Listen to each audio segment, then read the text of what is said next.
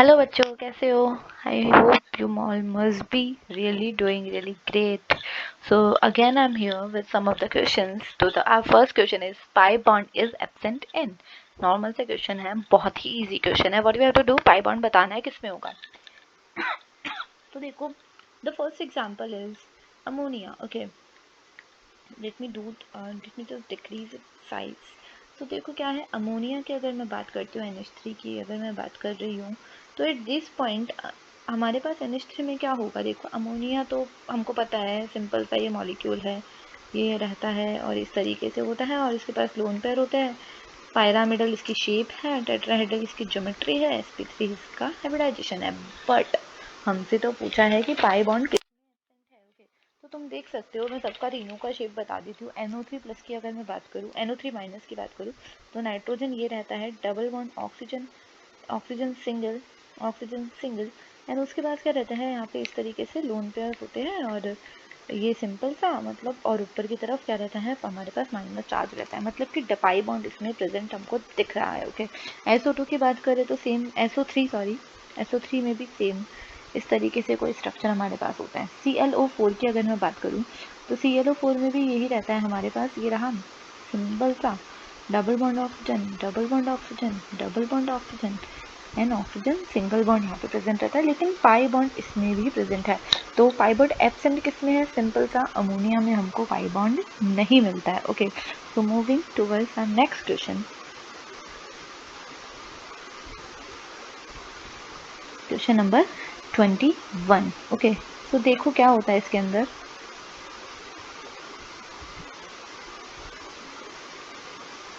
Question number 21 में क्या हो रहा है, एक बार देखना.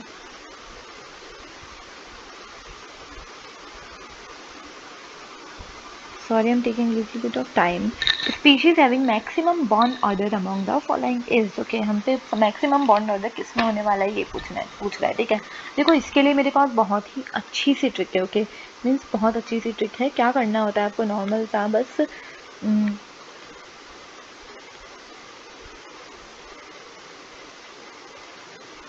नॉर्मल सी बहुत अच्छी सी ट्रिक है. देखो क्या रहता है, अगर आपको टोटल नंबर ऑफ इलेक्ट्रॉन 14 मिल जाए, okay, then bond order is gonna be 3.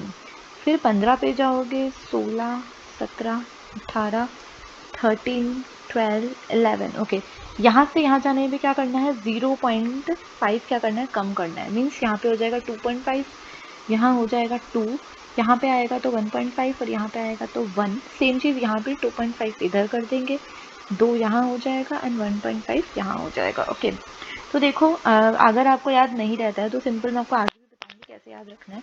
लेकिन सबसे पहले हम पहला ऑप्शन लेते चलते हैं, O2 minus. Okay, O2 minus में क्या है, ऑक्सीजन में वैलेंस शेल में 8 इलेक्ट्रॉन है, 2 8 इलेक्ट्रॉन मैंने जोड़ दिए, साथ में 1 इलेक्ट्रॉन क्या है इसमें और लिया है कहीं से, तो मतलब 1. तो 8 8 16 और कितने हो गए, 17 मतलब कि इसका जो बॉन्ड ऑर्डर है वो कितना हो जाएगा हमारे पास, 1.5. ओके, तो इट्स गोना है 1.5 बॉन्ड ऑर्डर. ओके, देखो ये क्वेश्चन बहुत आता है, बहुत नीट में बहुत पूछा जाता है. उसके बाद मैं बात करती हूँ N2 की. नाइट्रोजन में क्या है, 7, दूसरे नाइट्रोजन में कितने, 7 मीन्स 14 मतलब बॉन्ड ऑर्डर कितना हो जाने वाला है तुम्हारे पास, 3. ओके, 3. ओके, दूसरा बात करती हूँ मैं O2 की. ओके, तो O2 में कितना बॉन्ड ऑर्डर होने वाला है, देखना आप.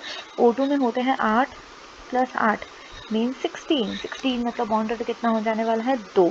अब आपके दिमाग में आ रहा होगा कि तुमने बेरिलियम तो छोड़ ही दिया, मतलब मैंने बेरिलियम नहीं, बोरोन को मैंने नहीं देखा. ओके, 3 2 और ये हमारे पास बॉन्ड ऑर्डर मिल गए. ठीक है, देखो पहली बात तो मैं इन्हीं से आंसर बता सकती हूँ, बट फिर भी मैं बोरोन का भी आपका डाउट क्लियर कर देती हूँ. देखो बोरोन के अंदर क्या करना है, जब भी आपके पास इनके अलावा, इन नंबर्स के अलावा अगर कोई बॉन्ड ऑर्डर आता है, देन आप आपकी जो जनरल MOT होती है वैसे कर सकते हो. तो अगर मैं बोरोन की बात करती हूँ तो बोरोन क्या है, एटॉमिक नंबर 5 होता है. ओके, 5 एटॉमिक नंबर होता है.